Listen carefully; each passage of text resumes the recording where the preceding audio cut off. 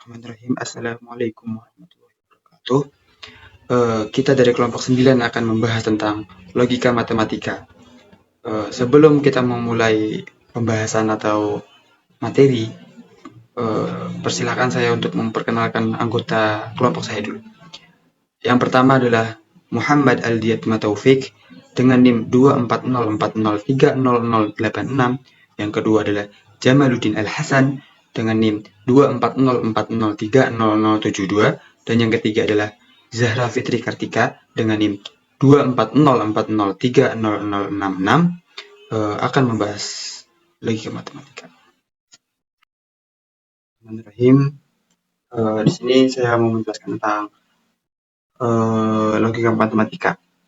Yang pertama itu ada proposisi pernyataan elementer. Di sini ada contoh, ya, perlihatkan kalimat pada contoh 8.1 di bawah ini. 1. Semarang ibu kota Jawa Tengah. 2. A adalah faktor dari 6. 3. 2 adalah bilangan ganjil. 4. Mudah-mudahan lulus ujian, dan seterusnya. Di sini apa itu proposisi pernyataan elementer? Proposisi elementer adalah pernyataan kalimat yang sudah dapat ditentukan nilai dan kebenarannya. Maka dari contoh-contoh tadi itu bukan semuanya proposisi elementer, hanya nomor 1, nomor 3, nomor 5, nomor 7. Karena apa? Karena nomor 1 bernilai benar, Semarang itu ibu kota Jawa Tengah. Nomor 3, 2 adalah bilangan ganjil bernilai benar. Nomor 5, 2 tambah 6 sama dengan 8 adalah bernilai benar.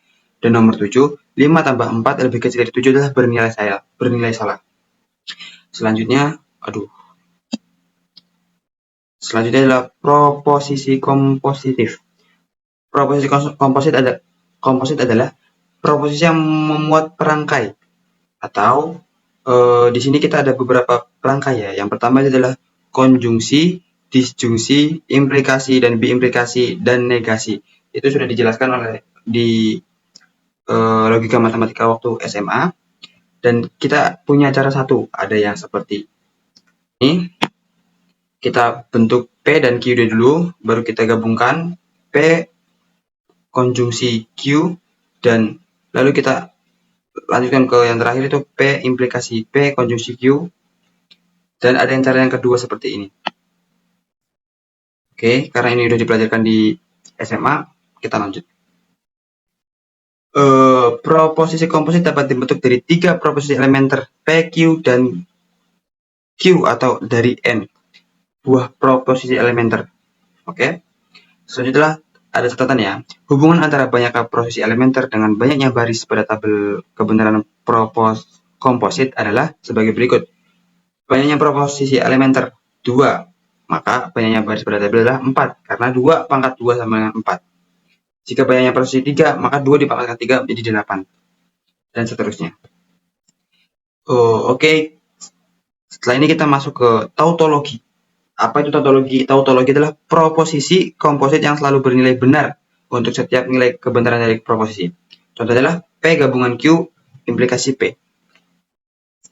Yang kedua adalah kontradiksi. Kontradiksi adalah proposisi komposit yang selalu bernilai salah untuk setiap nilai kebenaran dari proposisi elementernya. Contohnya adalah P gabungan Q, P gabungan dalam kurung P irisan Q. Jika bernilai salah untuk setiap nilai kebenaran dari proposisi elementernya, proposisi tersebut disebut kontradiksi. Yang ketiga adalah ada kontingensi. Adalah proposisi komposit yang bukan tautologi dan kontradiksi, atau ada benar, ada salahnya juga. Contohnya adalah P implikasi P gabungan Q dan P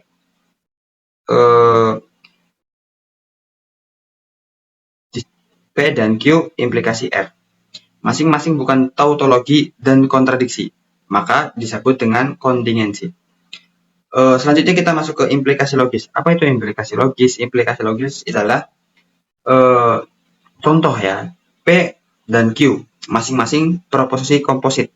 Maka proposisi P implikasi Q disebut implikasi logis jika tautologi dan dapat ditulis P implikasi Q. Contohnya seperti yang di kanan ini, P ekuivalen irisan Q tutup kurung gabungan distribusi P implikasi Q. Proposisi di atas atau proposisi A tautologi, maka implikasinya logis. Saya Zara Fitri Kartika dengan NIM 240403066 akan melanjutkan materi lanjutannya yaitu ekivalensi. Bisa kita lihat di sini, perhatikanlah proposisi komposit P implikasi Q dan negasi P atau Q. Selidikilah apakah kedua proposisi tersebut bernilai sama. Di sini kita punya tabel kebenaran. Dengan ini adalah suatu nilai dari pernyataan apakah itu bernilai salah atau benar. T itu untuk true atau benar, dan F untuk false atau salah. Kita bisa lihat hasilnya di sini. Pernyataan P implikasi Q dan juga negasi P atau Q hanya akan salah jikalau pernyataan Q dan negasi P salah. Ternyata P implikasi Q dan negasi P atau Q mempunyai nilai kebenaran yang sama, maka dikatakan bahwa P implikasi Q ekivalen dengan negasi P atau Q. Ditulis demikian. Di sini juga ada definisi. Misalkan P, Q masing-masing proposisi komposit, maka P dikatakan ekivalen Q. Ditulis P ekivalen Q. Eka Q jika P dan Q mempunyai nilai kebenaran yang sama. Lalu kita lanjut ke hukum-hukum aljabar proposisi atau aturan penggantian. Setiap proposisi yang saling ekivalen dapat dipertukarkan atau diganti antara satu dengan yang lainnya. Di bawah ini disajikan daftar aturan penggantian untuk keperluan deduksi. Ini ada daftar-daftarnya, ada 8. Yang pertama, hukum idempoten atau disingkat idem. Ada P atau P ekivalen dengan P, dan P ekivalen dengan P. Hukum yang kedua ada hukum asosiatif atau yang disingkat AS. Untuk hukum asosiatif yang pertama ada P atau Q atau R ekivalen dengan P atau dalam kurung Q atau R. Lalu hukum asosiatif yang kedua ada dalam kurung P dan Q dan R ekivalen dengan P dan dalam kurung Q dan R. Lalu yang ketiga hukum komutatif atau disingkat KOM. Yang pertama ada P atau Q ekivalen dengan Q atau P, dan yang kedua ada P dan Q ekivalen dengan Q dan P. Ini tinggal ditukar aja. Lalu yang keempat ada hukum distributif F atau disingkat dist. Yang pertama ada P atau dalam kurung Q dan R ekivalen dengan P atau Q dalam kurung dan P atau R dalam kurung. Lalu yang kedua ada P dan dalam kurung Q atau R ekivalen dengan dalam kurung P dan Q atau dalam kurung P dan R. Lalu yang kelima ada hukum identitas atau yang disingkat ID. Yang pertama ada P atau F ekivalen dengan P. Lalu yang kedua ada P atau T ekivalen dengan T. Yang ketiga ada P dan F ekivalen dengan F.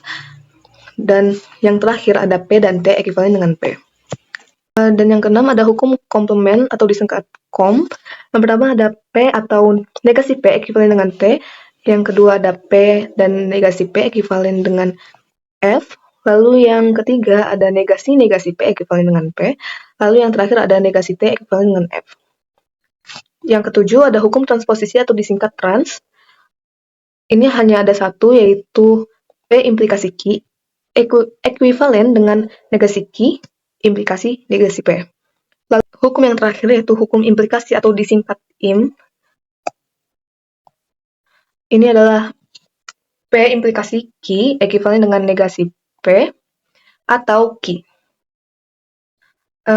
Saya punya contoh soal untuk hukum proposisi, yaitu soalnya sebuah sistem keamanan rumah memiliki 3 sensor. Sensor pintu atau pernyataan P bernilai benar jika pintu terbuka, lalu sensor gerak Q bernilai benar jika mendeteksi gerakan, lalu sensor jendela R bernilai benar jika jendela terbuka. Alarm akan berbunyi jika pintu terbuka dan sensor gerak aktif, atau jendela terbuka dan sensor gerak aktif. Tentukan, ini ada soal, ada 3, langsung aja kita jawab. Untuk yang A, kita diminta untuk membuat rumus proposisi untuk sistem alarm tersebut. Jadi kita bisa menjawab soal ini dengan pernyataan sebagai berikut. Alarm akan berbunyi jika pintu terbuka dan sensor gerak aktif. Pintu terbuka itu P. Ini adalah P. Lalu dan itu bentuknya seperti ini. Dan sensor gerak aktif itu dijadiin Q. Jendela terbuka itu R. Dan adalah seperti ini. Dan sensor gerak aktif adalah Q. Jadi seperti ini. Kondisi 1 dan kondisi 2. Lalu untuk membuat rumus lengkapnya kita harus menggabungkan kedua kondisi ini sehingga menjadi rumus seperti ini. Disambung dengan atau itu bentuknya seperti ini. Untuk soal yang B, bisa dilihat di sini tabel kebenarannya. 0 itu menunjukkan untuk salah atau false, dan 1 untuk true. Lalu yang C, soal yang ke C, dapat dilihat dari tabel kebenaran ada 5 kondisi di mana alarm tidak berbunyi. Yang pertama, semua sensor mati, atau 000, menyatakan false semua. Dan yang kedua, hanya jendela terbuka, false, false, true. Dan yang ketiga, hanya pintu terbuka, true, false, false. Dan yang keempat, pintu dan jendela terbuka, sensor gerak mati, itu true, false, true. Dan yang terakhir, sensor gerak aktif, tapi pintu dan jendela tertutup. Itu adalah false, true, dan false. Halo, saya Muhammad Aldiat Taufik dengan NIM 240403086. Saya akan membuktikan kesalahan argumen di bawah ini dengan pembuktian tidak langsung, ya, atau biasa yang disebut dengan reductio ad absurdum. Oke. Di sini kita mempunyai argumen, ya, 1, 2, 3 dengan adanya kesimpulan. Di sini kita disuruh untuk bisa membuktikan kesalahan-kesalahan argumen tersebut dengan apa? Dengan kontradiksi. Oke. Yang pertama kita lakukan ketika kita membuktikan secara bukti tak langsung gitu ya, kita bisa mengasumsikan ingkaran dari kesimpulan itu sendiri. Karena kita tahu kesimpulannya adalah ingkaran H atau J gitu ya, buka kurung H atau J gitu ya. Nah,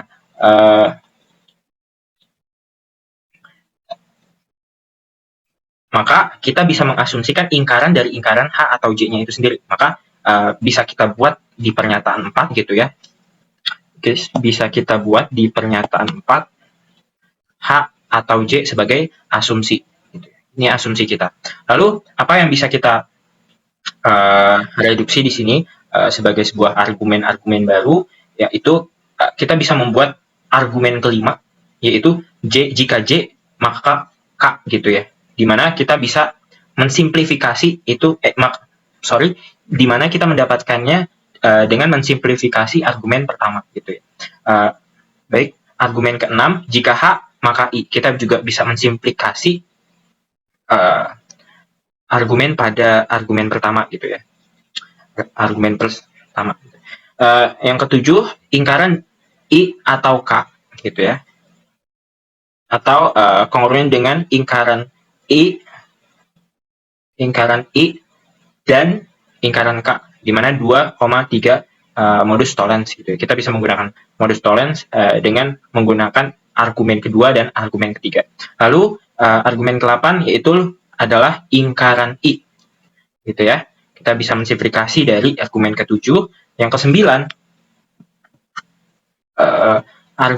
ingkaran K, kita juga simplifikasi dari argumen ke-7 gitu ya. Yang ke-10 ingkaran H, di mana kita menggunakan modus tollens. Di sini kita menggunakan argumen ke-8 ya, argumen ke-8 dengan argumen ke-6 gitu ya. Argumen ke-6 modus tollens. Nah, argumen ke-11 ingkaran J kita dapat dari argumen ke-9 dengan argumen ke-5. kita menggunakan modus tollens pula gitu ya. Lalu apa yang bisa kita dapat? Yang bisa kita dapat adalah argumen ke-12, yaitu jika ingkaran H maka J gitu ya. Kita dapatkan ini dari argumen keempat gitu ya. Argumen keempat yaitu argumen asumsi. Nah, kita mulai dari asumsi di sini. Kita mulai asumsi di sini. Reduksi asumsi. Asumsi. Nah, kita mereduksi asumsi tersebut. Lalu kita mulai lagi argumen ke-13, jika ingkaran H maka K gitu ya. Kita bisa dapat dari 12 argumen ke-12 dan argumen ke-5 gitu ya. Kita bisa menggunakan silogisme di sini gitu ya. 12 dan ke-5. Si J-nya berarti ya 12 5 ingkaran H maka K, sorry ya benar-benar ingkaran H aja. Oke. Kita bisa menggunakan silogisme. Oke. Oke, 12,5 itu ingkar.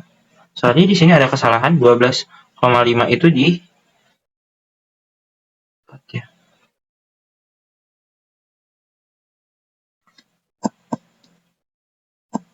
Gak apa-apa. Oke. Argumen ke-14, jika ingkaran I maka ingkaran H, kita bisa menggunakan 6 implikasi negasi gitu ya. Argumen ke-15, ingkaran I maka K gitu ya, 14,13 silogisme gitu ya. 16 I atau K, kita bisa menggunakan 15, argumen ke-15 kita implikasi gitu ya. Ke-17 gitu ya. Kita dapatkan I nih, kita dapatkan I dari argumen ke-16 dan argumen ini kita modus pollens gitu ya. Argumen ke-18 ingkaran H gitu ya, ingkaran H atau ingkaran J. Jadi argumen 10 dan argumen 11 kita konjungsi gitu ya, kita gabungkan. Maka kita menemukan apa? Kita menemukan kontradiksi di sini ketika kita konjungsi argumen ke-17 dan argumen ke-13. Ini adalah langkah ke-19 menunjukkan adanya kontradiksi. Sebab apa? I dan ini I besar ya, I besar yang ini I kecil. Yang satunya I kecil. Yang ini I kecil gitu ya. Yang ini I besar. Gitu ya cara membedakannya ya. Baik. Karena sebab apa? I besar dan ingkaran I besar itu ekuivalen salah gitu ya. Pernyataan salah. Maka terdapat pernyataan yang salah, yang benar-benar salah, itu kontradiksi. Maka kita temukan kontradiksinya ke-19. Nah, setelah kontradiksi, kita haruslah membuktikan pernyataan kesimpulan tersebut. Dengan apa? Dengan kita mendapatkan argumen ke-20 ingkaran H atau J gitu ya, dengan distribusi silogisme dari apa? Ini belum ditulis nih. Dari argumen ke-18 gitu ya. Jadi dari argumen ke-18 kita distribusi silogisme gitu ya. Kita keluarkan ingkarannya, maka kita mendapatkan ingkaran H atau J. Dimana ingkaran H atau J ini merupakan kesimpulan kita tadi. Maka terbuktilah pernyataan tersebut dengan bukti tak langsung. Baik, segitu saja. Terima kasih. Baik, sekian dari materi kami. Nah, di sini ada beberapa kesimpulan yang ingin kami nyatakan dari materi logika matematika ini. Nah, ya seperti yang kita tahu, logika matematika adalah fondasi penting dalam matematika yang membantu kita pada beberapa hal. Yang pertama, membedakan pernyataan benar dan salah gitu ya. Yang kedua, menganalisis hubungan antar pernyataan. Yang ketiga, membuat kesimpulan yang valid gitu ya. Kita tadi menyelesaikan juga banyak permasalahan dan menyimpulkan kesimpulan yang valid, membuktikan kebenaran matematika, dan yang terakhir adalah berpikir sistematis dan logis dalam pemecahan masalah. Nah, segitu beberapa hal yang memang kami sajikan di dalam PPT dan pada pembelajaran kita pada kali ini. Sekian pemaparan materi dari kelompok kami. Kurang lebihnya mohon maaf. Wassalamualaikum warahmatullahi wabarakatuh.